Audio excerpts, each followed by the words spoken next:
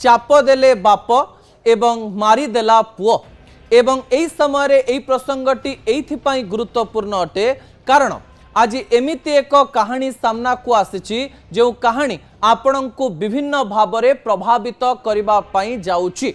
जो बाप पुओंकर फोटो आपण टीवी स्क्रीन रे देखि पारुचंती ताहा एक एमिति कहानी जहाँ भारत इतिहास रे एक कला कहानी होई रहिबो। दर्शक बंधु जो बाप पुओं को आपण टीवी स्क्रीन रे देखुचंती से माने हेउचंती लखनऊ रो उत्तर प्रदेश रे लखनऊ रे जन्म हेउथिबा एई दुई जण बाप पुओं को भल भाबरे देखंतु।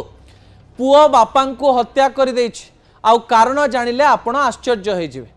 बापा हेउचंती लखनऊर जड़े प्रतिपत्तिशाली व्यक्ति जड़े शिल्पपति बहुत टंका पैसार मालिक एते टंका थाई भी से पुओ को भल संस्कार दे पारिले नाही किंबा एमिति एक पुओ जन्म कले जी निजर बापा को भी हत्या करिबा पाई पछेले नाही।